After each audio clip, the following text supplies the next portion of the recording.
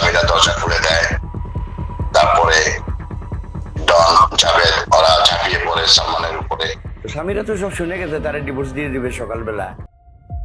যার প্ল্যানে হত্যা করা হয়েছিল সালমান শাহকে। 30 বছর পর বের হলো চাঞ্চল্যকর তথ্য। বাংলা চলচ্চিত্রের ধূমকেতু সালমান শাহর মৃত্যু ঘিরে দীর্ঘ প্রায় 3 দশক ধরে জমে থাকা রহস্যবৃত অন্ধকার শেষ পর্যন্ত কাটতে শুরু করেছে। খল অভিনেতা আশরাফুল হক ডন গ্রেপ্তার হওয়ার পর থ্রিলার সিনেমাকেও হার মানানো এক বীভৎস ষড়যন্ত্রের গল্প নতুন করে সামনে এসেছে। তদন্তকারীদের প্রাপ্ত তথ্য অনুযায়ী এই হত্যাকাণ্ডের মূল পরিকল্পনার নেপথ্যে ছিল এক জটিল অনৈতিক সম্পর্ক ও আক্রোশ। ডন যুক্ত ছিল সালমানের স্ত্রী সামিরা হকের সঙ্গে গোপন সম্পর্কে। অন্যদিকে সামিরার মায়ের সাথে নিবিড় যোগাযোগ ছিল প্রভাবশালী চলচ্চিত্র প্রযোজক আজিজ মোহাম্মদ ভাইয়ের। পরবর্তীতে আজিজ মোহাম্মদ ভাই ও সামিরার মা যৌথভাবে 12 লাখ টাকা চুক্তিতে সালমান শাহকে চিরতরে সরিয়ে দেওয়ার পরিকল্পনা করেন। আর এই কিলিং মিশন বাস্তবায়নের দায়িত্ব দেওয়া হয় ডন ও তার সহযোগী ফারুককে।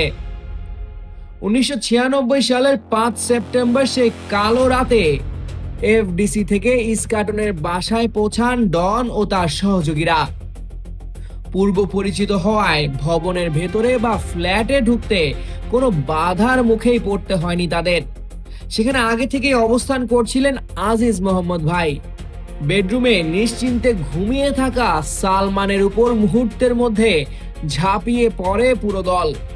সামিরা ক্লোরোফর্ম মাখানো তুলা দিয়ে সালমানের নাক চেপে ধরেন, আর বুকের উপর শক্ত হয়ে চেপে বসেন ডন। প্রবল ধস্তাধস্তির এক পর্যায়ে সালমানকে ড্রেসিং রুমে নিয়ে পা বেঁধে ফেলা হয় এবং সিরিঞ্জ দিয়ে দিয়ে দেওয়া হয় বাতাসের পুশ। সালমান নিস্তেজ হয়ে পড়লে সিলিং ফ্যানের সাথে দড়ি বেঁধে ঘটনাটিকে আত্মহত্যার রূপ দেওয়ার অপচেষ্টা চালানো হয়। এই হারহিম করা কাহিনীর জট খোলে মামলার রাজ সাক্ষী রেজভি আহমেদ ওরফে ফরহাদের জবানবন্দিতে। মামলা তোলার জন্য সালমানের ভাই বিল্টুকে অপহরণের ছক কষেছিলেন ডনরা। সেই ষড়যন্ত্রের অংশ হিসেবে ছদ্মবেশে সালমানের বাসায় গিয়ে ধরা পড়েন রেজভি, আর সেখান থেকেই বেরিয়ে আসে ডনের জড়িত থাকার ভয়াবহ তথ্য। দীর্ঘ 30 বছরের বিচারহীনতার আক্ষেপ পেরিয়ে ডনের গ্রেপ্তারে নতুন আশার আলো দেখছেন সালমানের মা নীলা চৌধুরী ও কোটি অনুরাগী। আলামত নষ্টের অপচেষ্টা ও বিচারহীনতার কালো মেঘ কাটিয়ে এই চাঞ্চল্যকর ট্র্যাজেডির পূর্ণাঙ্গ বিচার এখন দেশবাসীর প্রাণের দাবি। সামিউল জয়, বাংলা পোস্ট।